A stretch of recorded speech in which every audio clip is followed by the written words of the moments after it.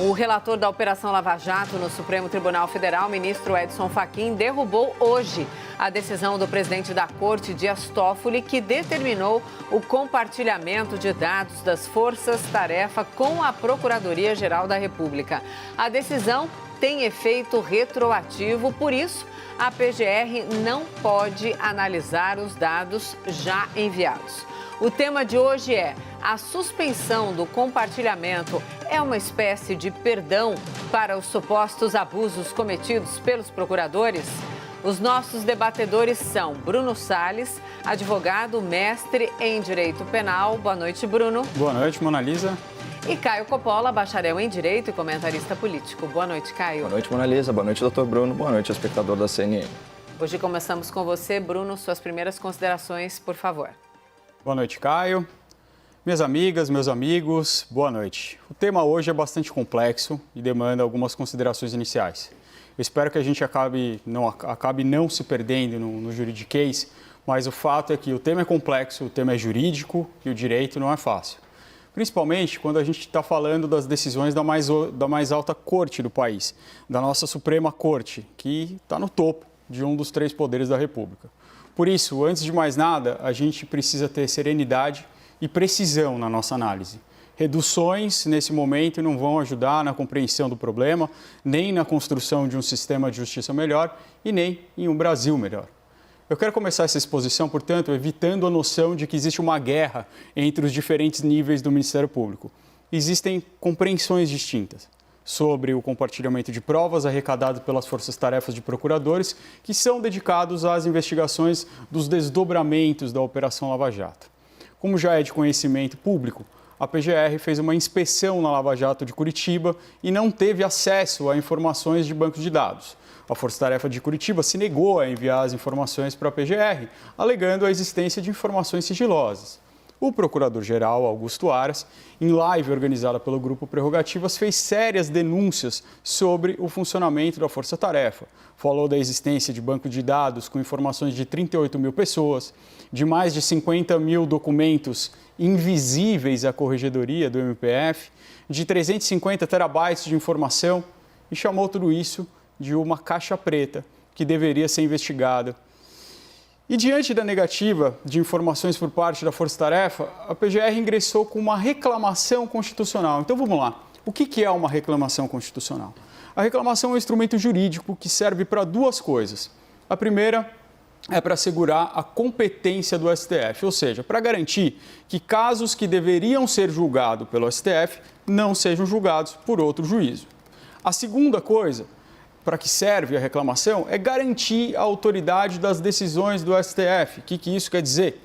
Que se o STF decide alguma matéria, ela é vinculante. Outras autoridades não podem decidir de outra forma. E os prejudicados por essa eventual desobediência ao STF, eles têm o direito a uma decisão nos moldes do entendimento da Suprema Corte. Segundo a PGR, as 2 coisas teriam acontecido. Em primeiro lugar, o STF já decidiu que o Ministério Público é uno e indivisível, sob a coordenação do Procurador-Geral. Isso aconteceu em uma ADPF, uma Arguição de Descumprimento de Preceito Fundamental, número 482. Em segundo lugar, haveria a desconfiança de que a Força-Tarefa poderia estar usurpando a competência do STF. E isso porque, em uma ação penal, ao enumerar supostos beneficiários de Caixa 2 de campanha, teria se referido aos presidentes da Câmara e do Senado pelos seus sobrenomes menos conhecidos. Rodrigo Maia foi referido como Rodrigo Filinto e o Davi Alcolumbre foi referido como Davi Samuel. Essa teria sido uma forma de burlar a competência do STF, já que o presidente da Câmara e o presidente do Senado, ambos têm foro de prerrogativa e devem ser julgados pelo STF. Quando a PGR entrou com essa ação, ainda estava no período de recesso do STF. Por isso, a apreciação dos pedidos liminares cabiam ao presidente da Corte, o excelentíssimo ministro Dias Toffoli, que, analisando a decisão, entendeu em um juízo preliminar que os fundamentos do pedido da PGR faziam sentido.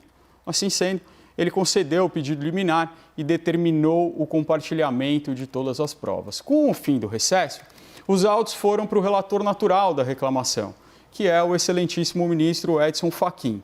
Ele, por sua vez, teve uma visão diferente Em primeiro lugar, ele disse que a decisão do STF, que falava da unidade do Ministério Público, a tal da DPF 482, ela não tinha relação com a questão de compartilhamento de prova. E, de fato, aquela ação tratava da remoção, ou seja, da transferência de membros do Ministério Público. E, em segundo lugar, ele entendeu que a questão da usurpação de competência do STF já estava sendo tratada em uma outra reclamação ajuizada pelos advogados dos próprios acusados daquela ação penal. Então, traduzindo, o ministro Fachin encontrou argumentos técnicos formais para não conhecer, para negar seguimento, para não julgar essa reclamação. Ele não enfrentou a questão principal dessa divergência de entendimentos, se as forças-tarefas devem satisfação sobre as suas atuações e investigações à PGR. Ou se todos os elementos sigilosos que elas arrecadam durante anos e anos devem ficar estritamente guardados com os procuradores que fazem parte da investigação. E assim, essa questão, telespectadores, ela é importante não apenas para a Lava Jato, ela é importante para todo o Ministério Público. Na regra da estrutura, o MPF ele tem uma regra geral de que um procurador tem atribuição para cuidar de determinados casos. É ele sozinho, com os seus casos. O modelo de forças-tarefas é uma exceção. E, com toda certeza, precisa ser debatido e repensado em seus prós e contras. Imagine se um procurador designado para determinado caso resolve esconder provas para beneficiar um acusado. A PGR não poderia requerer uma inspeção para saber todas as informações que ele possui? Parece perigoso demais deixar toda essa margem de discricionariedade, de poder, nas mãos de um procurador ou de um grupo de procuradores. Por outro lado, a gente também não pode correr risco de se deixar formar uma verdadeira polícia política. Se a PGR concentrar as informações de todas as investigações do Brasil, ela poderá ter informações sensíveis, capazes de beneficiar determinados grupos políticos. E nós não podemos esquecer que, fundamentalmente, a escolha do PGR é uma escolha política. O fato é que o excelentíssimo ministro Edson Fachin não adentrou nessa discussão, usou as condições formais e sequer deu a oportunidade dessas relevantíssimas questões serem discutidas pela Corte Suprema. É provável que a PGR entre com um agravo, com um recurso dessa decisão, e aí, então, o colegiado deverá enfrentar essa matéria. Então, não dá para dizer que o ministro perdoou os abusos da Lava Jato. Não, ele apenas adiou em alguns dias esse acerto de ponteiros que deverá ser feito. Caio, suas primeiras considerações, então, por favor. Claro, bom, vamos retomar a pergunta em debate. A suspensão do compartilhamento de dados da Operação Lava Jato com a Procuradoria-Geral da República é uma espécie de perdão para os supostos abusos cometidos pelos procuradores? Bom, alguns ouvidos um pouco mais atentos e um pouco mais sensíveis, eles podem achar a formulação desse questionamento um pouco tendenciosa, né? Afinal, o perdão pressupõe a existência do pecado e também do arrependimento do pecador. Ocorre que os membros da Força Tarefa da Lava Jato não reconhecem a prática de qualquer tipo de abuso ou de ilegalidade, assim como todos os órgãos correcionais do Ministério Público e da magistratura até hoje acionados pelas defesas milionárias dos grandes corruptos processados pela Operação Lava Jato. Aliás, corruptos investigados, processados, julgados e condenados como nunca antes na história desse país. Isso respeitados o devido processo legal, o direito ao contraditório e a garantia de ampla defesa. Portanto, seguindo o manifesto aqui dessa emissora, comecemos pelos fatos. Até hoje, a Justiça brasileira não identificou qualquer abuso cometido pelos membros da Lava Jato em sua atuação na Força-Tarefa. Se houvesse irregularidades, delegados, procuradores, até juízes já teriam sido duramente penalizados. Afinal, já são aí mais de 6 anos de força-tarefa e aquele fiasco panfletário da Vaza Jato, que é o vazamento de mensagens privadas obtidas de forma criminosa, já fez até aniversário. Não deu em nada, porque lá não havia nada.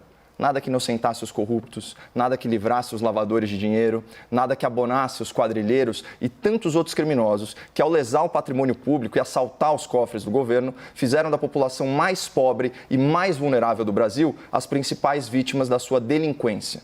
Mas vamos esquecer, por um momento, os corruptos que lesaram a pátria e vamos voltar a falar do combate à corrupção. É preciso ter em mente que a Lava Jato é a operação mais vigiada da história E não apenas pela imprensa militante, pela advocacia garantista e pela elite do judiciário, mas também pelos órgãos correcionais. Todos os anos, a Corregedoria-Geral da República realiza fiscalizações ordinárias e até extraordinárias nos núcleos da Lava Jato espalhados pelo Brasil. E os relatórios corroboram a lisura da operação e a idoneidade dos seus membros na sua atuação profissional. Por isso que é tão estranho o Procurador-Geral da República se referir à Lava Jato como um órgão autônomo, com potencial de estar atuando de forma ilegal e clandestina, como um perigoso instrumento de aparelhamento alheio aos controles e fiscalizações inerentes ao Estado de Direito e à República. Gente, por favor, esse tipo de colocação beira a hipocrisia, porque é o próprio Procurador-Geral, por meio de portaria assinada, que institui e renova grupos de trabalho e forças-tarefas encabeçadas pelo Ministério Público. Sai da caneta do PGR a autorização para o trabalho coordenado de delegados e procuradores. Fora que o procurador sabe muito bem que esse acesso que ele deseja às investigações da Operação Lava Jato é, além de ilegal, inconstitucional. Artigo 127, parágrafo 1º da Constituição, é princípio institucional do Ministério Público a independência funcional. Em outras palavras, a chefia exercida pelo Procurador-Geral da República tem aspecto exclusivamente administrativo, porque a atuação de cada promotor, de cada procurador, é delimitada apenas pela sua consciência jurídica e pela letra da lei.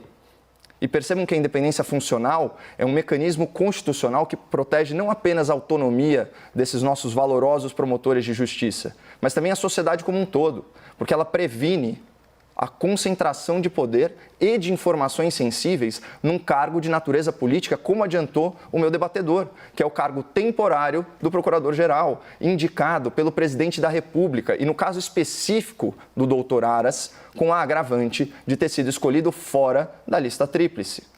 Portanto, se o PGR deseja compartilhamento de informações ou de provas, ele que exponha seus motivos formalmente, fundamentando a necessidade e a utilidade de obter esses dados. Qualquer coisa fora disso levanta sérias suspeitas sobre a real motivação do senhor Augusto Aras. Aliás, falando nisso, em suspeitas, se o Procurador-Geral da República suspeitasse de abusos cometidos pela Lava Jato, bastaria especificá-los oficialmente, claro, por escrito, e submetê-los à Corregedoria, para que se apurasse pelas vias legais eventuais excessos. É bem simples, mas, ao invés disso, o senhor Aras prefere fazer às vezes de comentarista, lançando dúvidas sobre o próprio órgão que ele comanda, e se submete ao ridículo de fazer uma live para ser incensado e ovacionado por seus antigos colegas. E quem são esses colegas? Na palavra da jornalista Thaís Oyama, do Grupo Folha, que é um conglomerado de comunicação que a gente sabe faz oposição sistemática